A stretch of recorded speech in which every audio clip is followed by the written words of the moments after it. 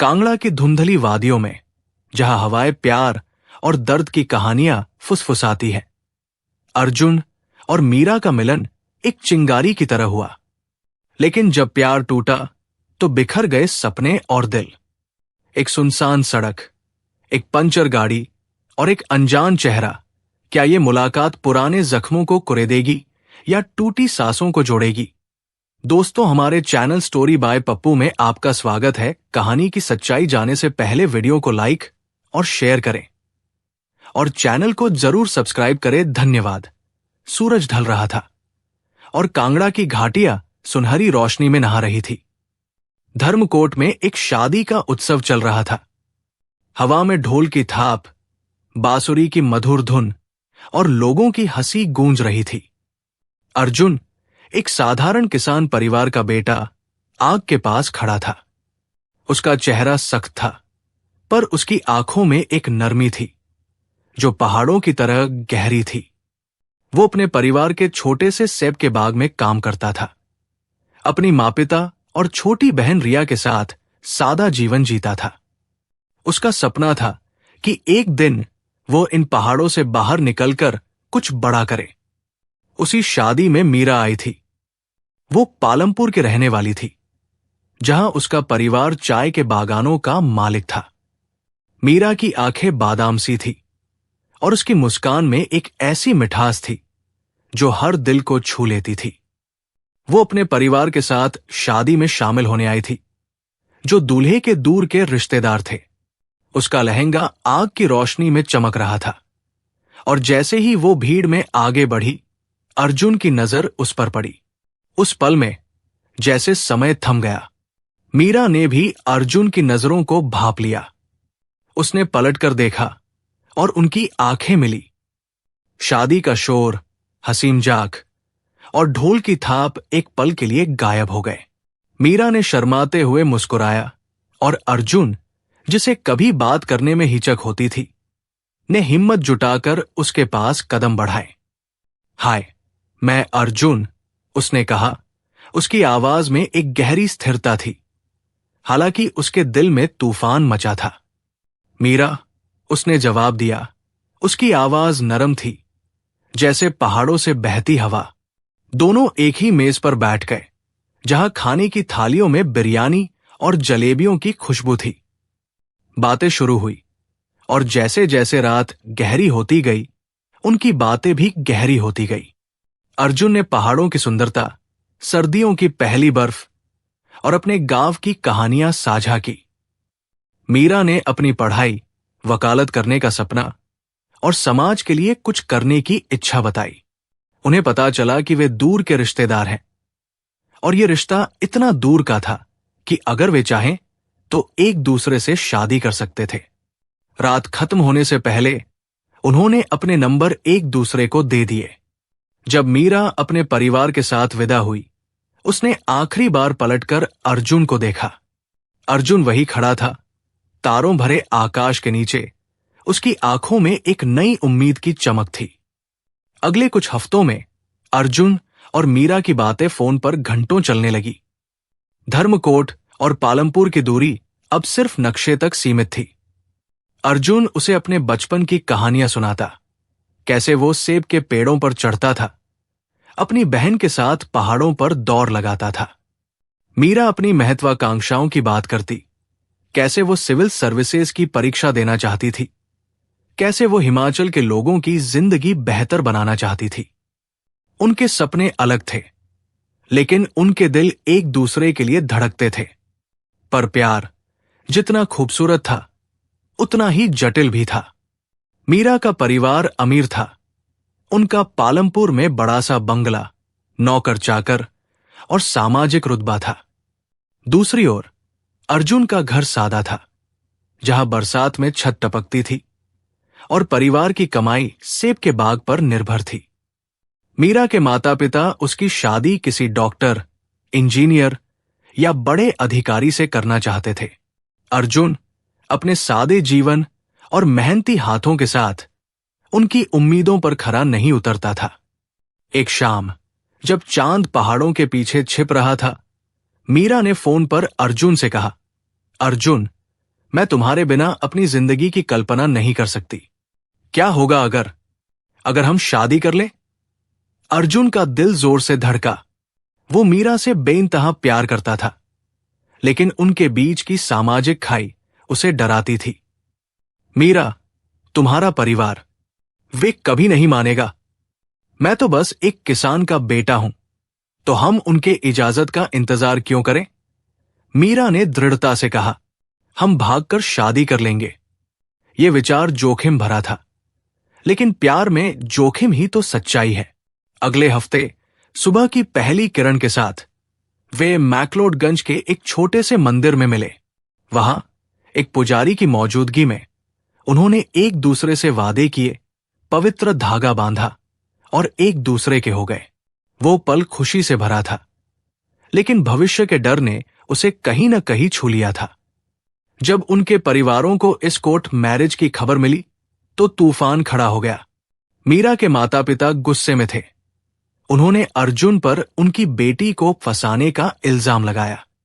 अर्जुन के माता पिता हालांकि दुखी थे, लेकिन उनके बेटे की आंखों में प्यार देखकर नरम पड़ गए।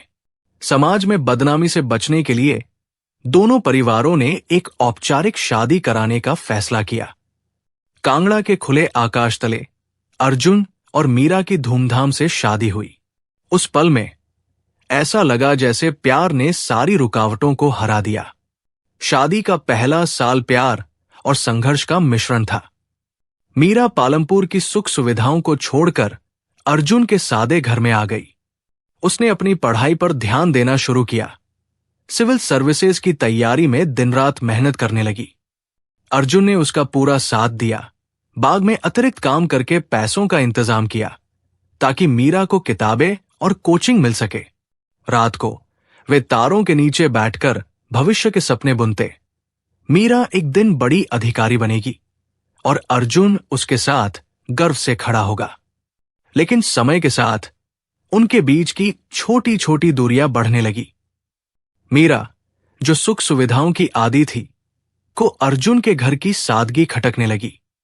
बिजली की कटौती, टपकती छत और गृहस्थी की जिम्मेदारियां उसे बोझ लगने लगी। वो अपनी पुरानी जिंदगी को याद करती। पालमपुर की आजादी, दोस्तों के साथ बौद्धिक बातें और संभावनाओं की चमक। अर्जुन भी इस बदलाव को महसूस कर रहा था। वो दिन रात मेहनत करता, लेकिन मीरा की नाराजगी उसे चुभती थी। छोटी छोटी बातें अब तकरार में बदलने लगी। मीरा अपनी मां से फोन पर बात करती, अपनी परेशानियां साझा करती। उसकी मां, जो कभी अर्जुन को पसंद नहीं करती थी, उसे और उकसाती। तुम इससे कहीं बेहतर की हकदार हो मीरा, ये जिंदगी तुम्हारे लिए नहीं है। एक शाम रात के खाने में देरी की छोटी सी बात पर उनका झगड़ा इतना बढ़ गया कि मीरा ने आंसुओं के साथ अपना बैग पैक किया और पालमपुर चली गई। अर्जुन दरवाजे पर खड़ा रहा। उसका दिल टूट रहा था, लेकिन वो उसे रोकने के लिए शब्द नहीं ढूंढ पाया। दिन हफ्तों में बदल गए और मीरा अपनी मां के प्रभाव में ने तलाक के लिए अर्जी दाखिल कर दी।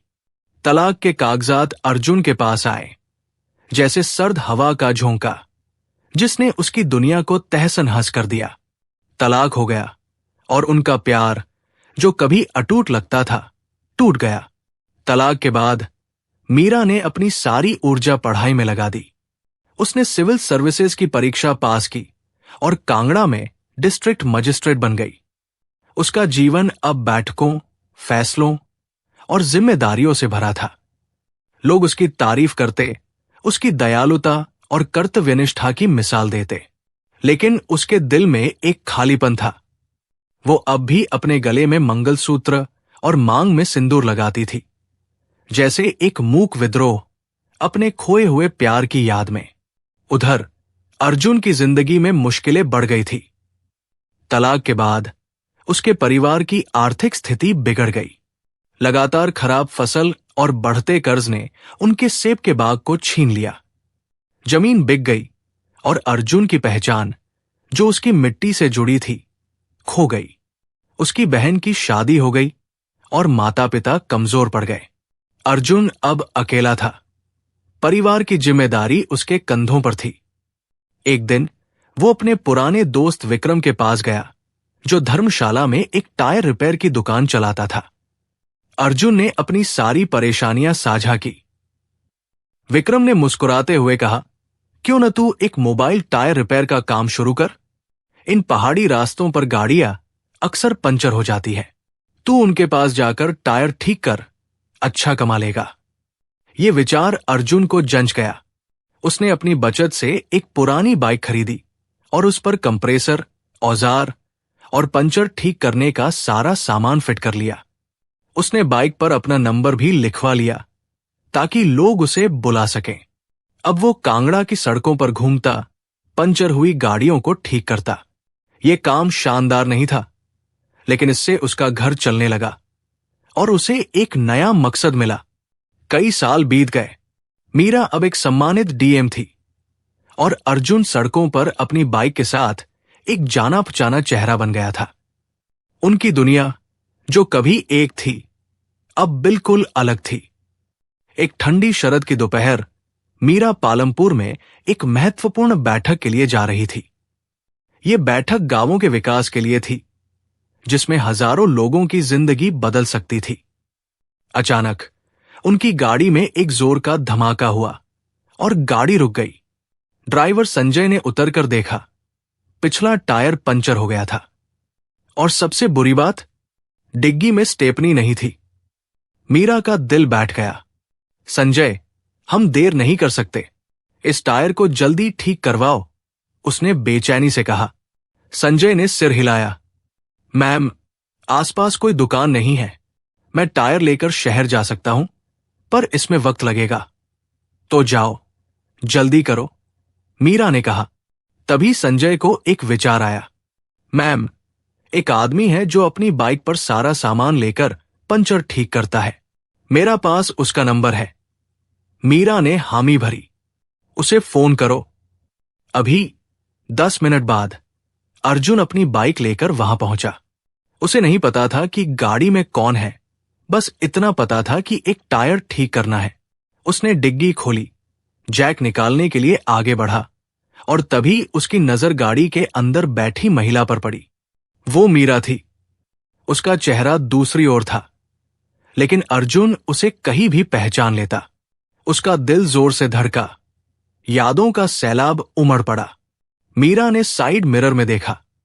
उनकी आंखें मिली और वो पल में ही टूट गई।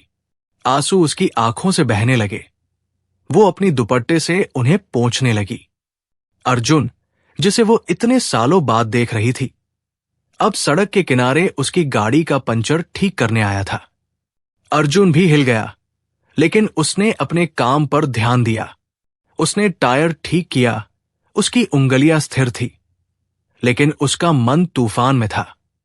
जब काम खत्म हुआ, संजय ने पूछा, कितने पैसे हुए? अर्जुन ने सिर हिलाया। पैसे नहीं चाहिए, बस मैम से कह देना अगर कभी मुझे मदद की जरूरत पड़ी तो वे याद रखें। मीरा ने यह सुना और गाड़ी से बाहर निकली। उसकी आंखें लाल थी, लेकिन आवाज में दृढ़ता थी। उसने संजय को एक लिफाफा दिया।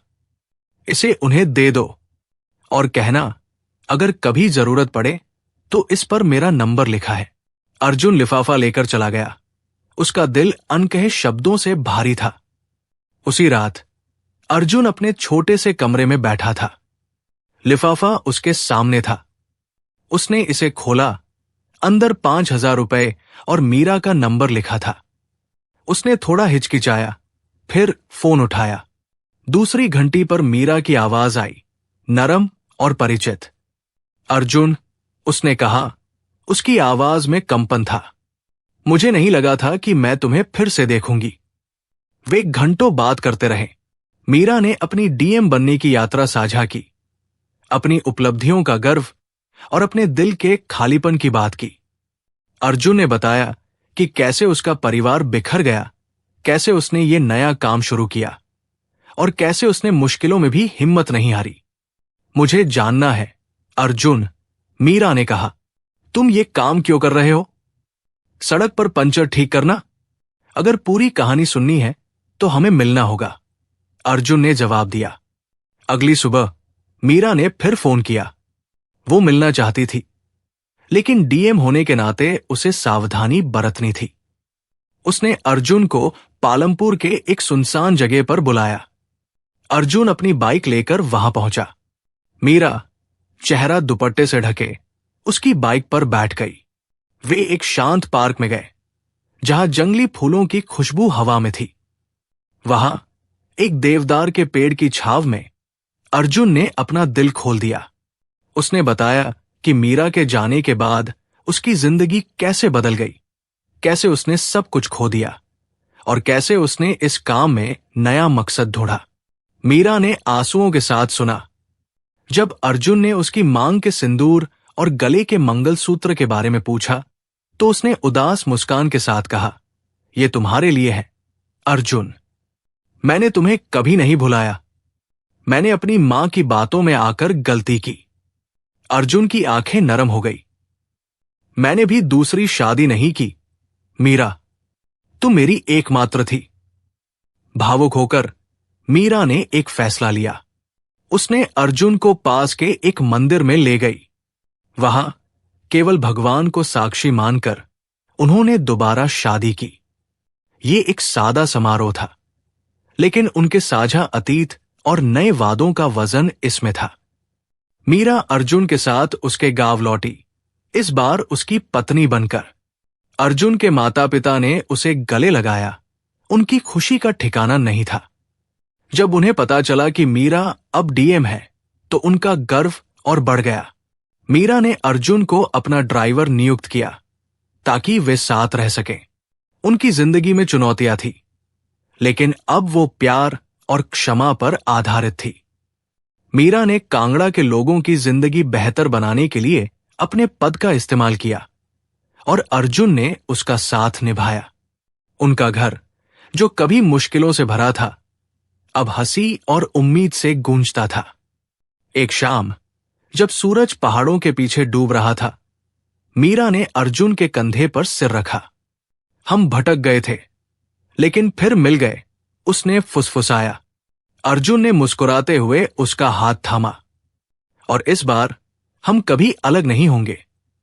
अर्जुन और मीरा की कहानी प्यार की ताकत, गलतियों की माफी और दूसरा मौका देने की सुंदरता की गवाही देती है। यह हमें सिखाती है कि गलतियां, चाहे कितनी भी दुखद हों, हमें परिभाषित नहीं करती। क्षमा एक तोहफा है जो हम खुद को देते हैं, और दूसरा मौका एक नई शुरुआत की ओर ले जाता है। कांगड़ा की पहाड़ियों में, जहां हवाएं पुरानी कहानियां सुनाती हैं, अर्जुन और मीरा की कहानी एक प्रेरणा है। उन सभी के लिए जो प्यार की अटूट शक्ति में विश्वास करते हैं।